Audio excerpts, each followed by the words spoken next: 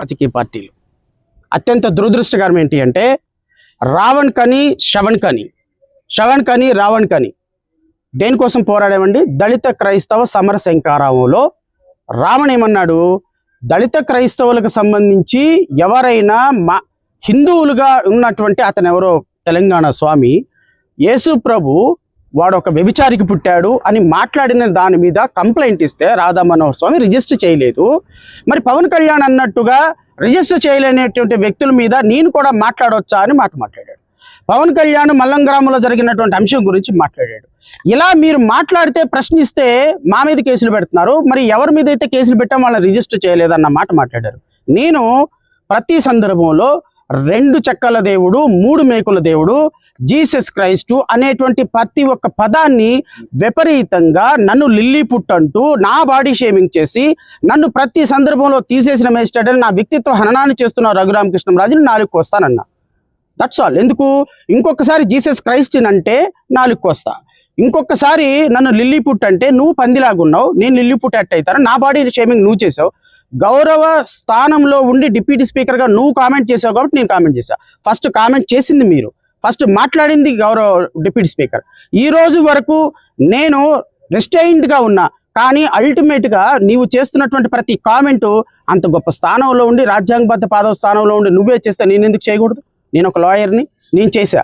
అయితే ఈ దళిత క్రైస్తవుల్లో ఉన్నటువంటి కష్టాలను మేము ఆ రోజు చర్చించిన కారణంగా ఒక మాట మాట్లాడితే ఈరోజు మా మీద కేసులు పడుతున్నాయి.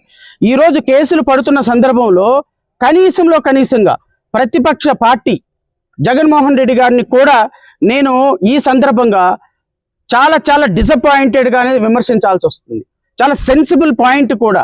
ఈరోజు రావణ్ ఎవరి గురించి మాట్లాడారండి? పాలకపక్షానికి వ్యతిరేకంగా మాట్లాడారు. Who will be the benefited party? Jaganmohan Reddy and YSR Congress party.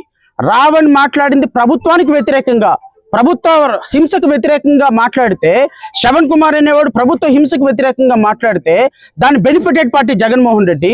ఈరోజు ప్రజాస్వామ్యం కోసం ఈ గొంతెత్తరిచేటువంటి జర్నలిస్టుల గురించి జరుగుతుంటే దళిత క్రైస్తవులకి 40% ఓటింగ్ ఉన్నటువంటి మీకు ఈరోజు దళిత క్రైస్తవుల సమస్యల గురించి పట్టడంలా, చర్చలు కూల్చుని మాట్లాడటంలా, రఘురామకృష్ణంరాజు ఏ సమస్యల గురించి మాట్లాడినా మీరు మాట్లాడటంలా, చర్చల మీద మైకులు కూరుస్తుంటే మాట్లాడటంలా, పాస్టర్ల మీద కేసులు పెడుతుంటే మాట్లాడటంలా, పాస్టర్ల యొక్క కాస్ట్ సర్టిఫికేట్ క్యాన్సిల్ చేస్తుంటే మాట్లాడటంలా, కూల్చిన చర్చలను కట్టాలి అని మాట్లాడటంలా, 1950 ఆర్డర్ని మళ్ళీ రిస్టోర్ కొట్టేసి దళిత క్రైస్తవులకు ఎస్సీ హోదా ఇవ్వాలని భారతీయ జనతా పార్టీని డిమాండ్ చేయటంలా. మీరు దేనికోసం ఉన్నారండి? రాష్ట్రంలో 40% ఓటింగ్ మీకు ఎందుకు ఉండాలండి?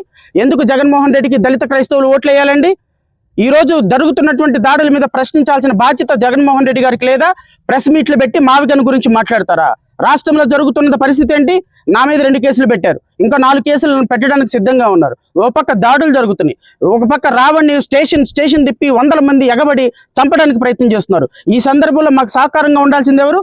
గత ప్రభుత్వంలో ముఖ్యమంత్రిగా పనిచేసినటువంటి జగన్మోహన్ రెడ్డి గారు కాదా అని నేను ప్రశ్నిస్తున్నా.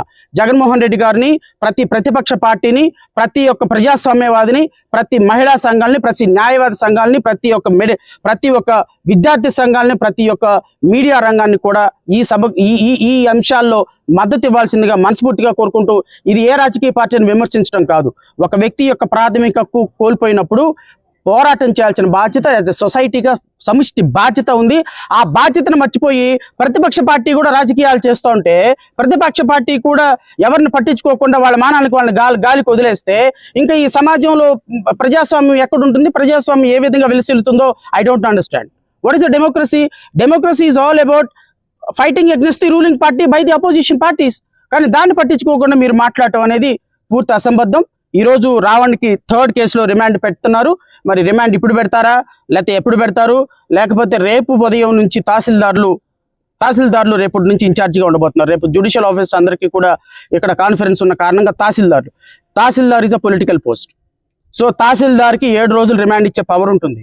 సో రేపు గనక రిమాండ్ తహసీల్దార్ దగ్గరకు తీసుకెళ్లటం మాత్రం పూర్తిగా, ఎందుకంటే రాత్రి 9 గంటలకి రావణ్ణి కస్టడీలోకి తీసుకున్నారు. 9 గంటల లోపు అంటే 24 గంటలు దాటుతున్న కారణంగా 9 గంటల లోపు రావణ్ణి జ్యుడిషియల్ మ్యాజిస్ట్రేట్ దగ్గర పెట్టాలి. కూడదు అని నేను రాష్ట్ర ప్రభుత్వాన్ని, ఎస్పీని కూడా హెచ్చరిస్తున్నా, తహసీల్దార్ని కూడా చెప్తున్నా, కూడదు అని. ఈరోజు రిమాండ్ పెట్టకుండా రేపు ఉదయం గనక ఎగ్జిక్యూటివ్ మెజిస్ట్రేట్ గా తహసీల్దార్ ఉంటాడు కదా, తహసీల్దార్ మనం ఎంపాయింట్ చేసినోడే కదా, ఎట్లా ఒకళ్ళకి రిమాండ్ తీసేసుకుని 7 రోజుల తర్వాత చూసుకుందాం, పీటీ వారెంట్లు వేసుకుందామని మీరు ఏమైనా ప్రయత్నాలు చేస్తే మాత్రం చెప్తున్నాను కదా, హైకోర్టులో తహసీల్దార్ పోస్ట్ ఊడిపోతుంది, హైకోర్టులో పోలీసుల పోస్ట్ ఊడిపోతుంది. మీరు రాజకీయ నాయకుల కోసం మీ ఉద్యోగాలు పోగొట్టుకోవద్దు. చట్టం ప్రకారం రాత్రి 9 గంటలకు మీరు అతన్ని అరెస్ట్ చేశారు. 9 గంటల లోపు 24 గంటలు అవుతుంది కాబట్టి జడ్జి గారి ముందు ప్రవేశపెట్టాలి. జడ్జి గారు ఏం ఆర్డర్ ఇస్తే మేము దానికి రెడీగా ఉన్నాం. ఎగ్జిక్యూటివ్ మేజిస్ట్రేట్ దగ్గర ప్రవేశపెడితే మాత్రం రాష్ట్ర ప్రభుత్వం దానికి